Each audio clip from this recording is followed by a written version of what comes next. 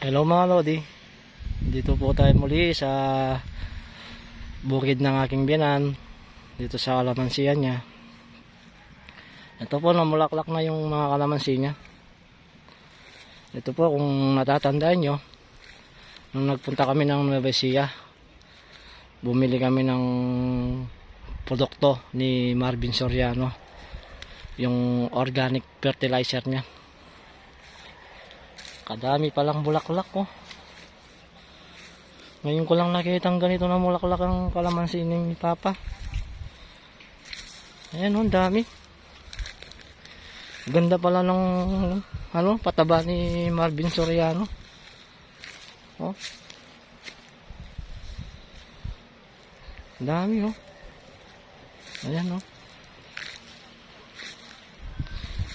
Pero napakabango pala ng bulaklak ng kalamansi.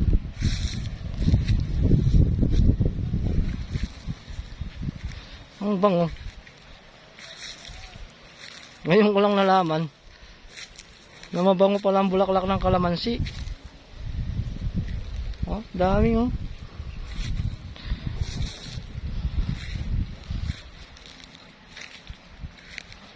Dami oh.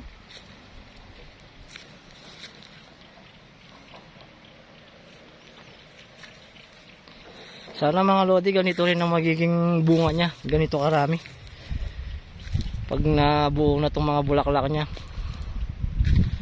Ayan o, dami. Kaya mga Lodi, update ko na lang kayo niyan pag nabuo na ulit ang bunga nito. Naging bunga na siya. Kung ganito rin kadami yung, kung gaano kadami yung bulaklak, kung ganito rin kadami yung bunga niya. Yan, ito oh, dami, kabango. Yan po oh.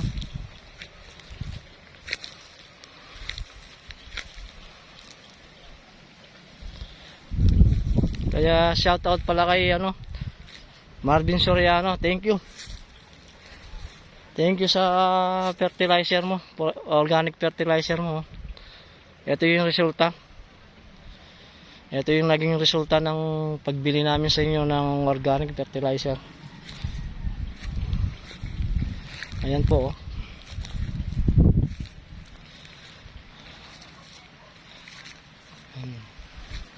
Ayan po oh, dami.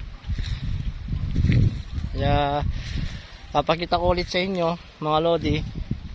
Update ko kayo pag naging bunga na lahat itong mga bulaklak na to. Ayan.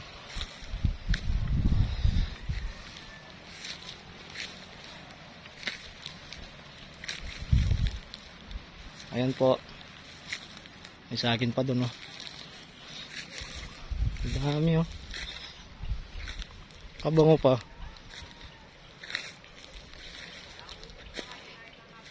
Ito.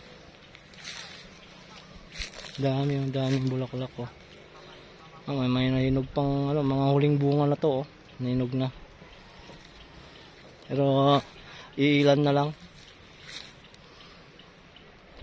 Hindi mo na siguro mapipitas yan, baka malaglag yung mga bulaklak.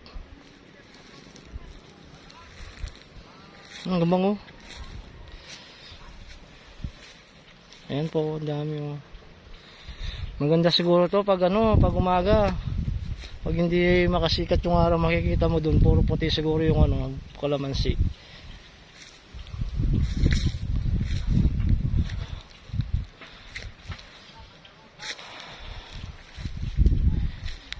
Sige mga Lodi, hanggang dito na lang mga Lodi. Update ko na lang kayo ulit pag pag nabuo na itong mga bulaklak, naging bunga na. At papakita ko sa inyo. Papakita ko sa inyo kung gaano kaganda yung na namin kay Marvin Soriano, produkto niya. Nakuha namin. Sige po mga Lodi, hanggang sa susunod po.